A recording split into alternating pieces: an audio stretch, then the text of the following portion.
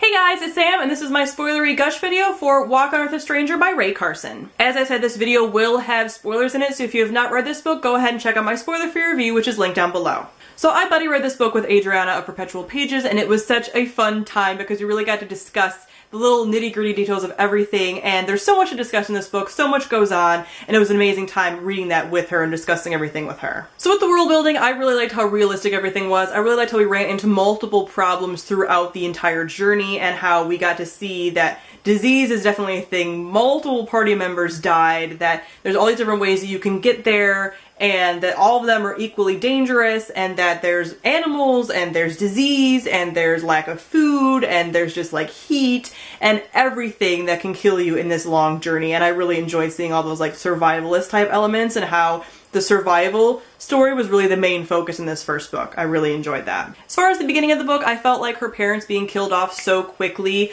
left us no real room to get attached to them, and it did feel a little convenient. She has to take this cross-country trek, and all of a sudden her parents have been mysteriously killed, and I wasn't sure how long she was going to end up staying there, but I'm glad that it was pretty quick and she ended up getting kind of on the road fairly quickly. I also really like that she is described as a plain character. I've talked about this before and how I don't feel like every protagonist needs to be this beauty that doesn't know it, but she is just a plain, normal character, and I really enjoyed that element of her and how she is able to dress up as a man and pass kind of as both and all those things. I found that really enjoyable. I liked all the gender discussions that we had with her where she was constantly kind of thinking like, should I stay dressed up as a boy? Should I not? Am I more valuable as a boy? I can't do this thing because I'm not a girl. You know, when she was talking to Mrs. Joyner and stuff, and she's like, wow, I can't say some of the things I want to say because I'm supposed to be a man. And then she would like make a deal with somebody and be like, wow, I couldn't do this if I was a girl though. So it was all this kind of discussion on gender and what she should do and who she should be, and is she kind of a little bit of both, and there's kind of this almost implication of a little bit of gender fluidity possibly and stuff, so I really enjoyed that element.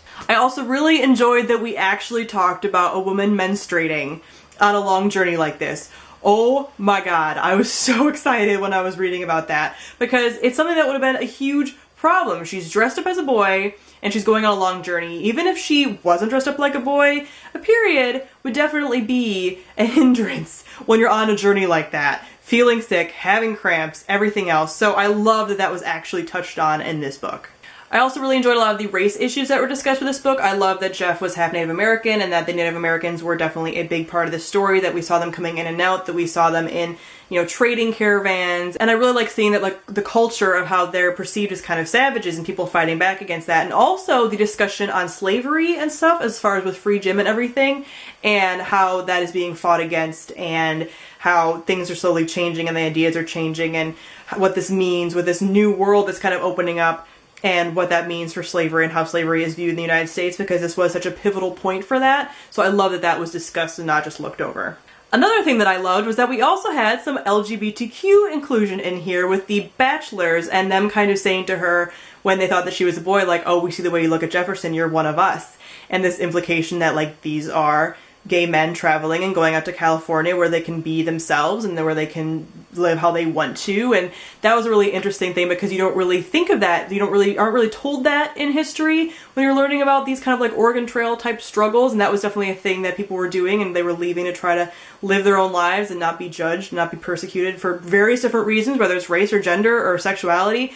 So it was really interesting to have those characters and for them to kind of tell her that later on. I love that we weren't told at the beginning, that we got to kind of be introduced to them as fully fleshed out people, and then it was dropped in that like, oh, these are gay men. I just really loved that that wasn't like, oh, here I'm having some diversity thrown in, these are gay men, but that they actually were like fully fleshed out humans, and I just didn't feel like they were dropped in there as token characters in any way. I also really loved all the female friendships in here. All of the people that end up being friends with her, I really love it, especially all the female characters, with the kind of French-Canadian woman who I hope pops up again with Therese, who I'm very sad about her demise, obviously, because I saw a really great friendship there forming, and it's not obviously going to happen now, and that was very sad. And then even Mrs. Joyner, she was so hot and cold through the whole story, and then we finally have her kind of stepping up after her husband's death and, you know, like taking the shotgun and being like, you still work for me, and she was still, you know, not the nicest person always, but she really had Leah's back eventually, and she really kind of took her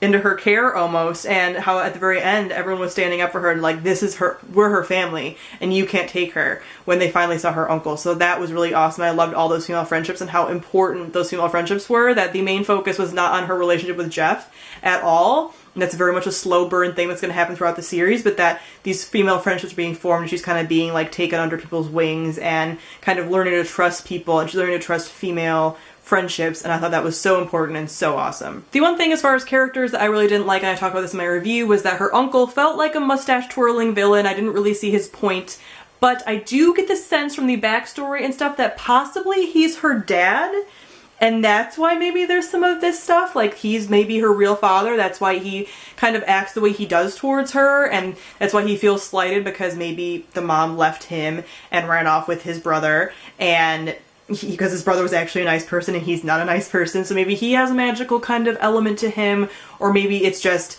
this is her dad. But I was really getting the vibe that that's her dad, but I still didn't feel like he was fully fleshed out at all, and that I understand his motivations. Greed is a motivation, but I need more than that, and I need him to be a little more complex. So I'm looking forward to him more in the rest of the series when we get a little more of his complexity. So overall, I really end up enjoying this book. I enjoyed a lot of the themes that it was bringing up. I enjoyed that this was a nice historical fiction, that it felt realistic, and that it set up a lot for the next book. I love that we finally ended up in California. I wasn't sure if we were going to make it all the way there, but I actually like that we did make it all the way there, and that the rest of the books are going to be different than this one. It's not going to continue to be like a journey story, that there's going to be a lot of things going on in California now that she's there, and that she's with this kind of like family group, and what's this going to mean for her, and what's this going to mean for her gold sensibility and for her uncle being there and everything else. I'm really looking forward to the rest of the series. So comment down below, let me know what you thought of Walk on Earth, a Stranger.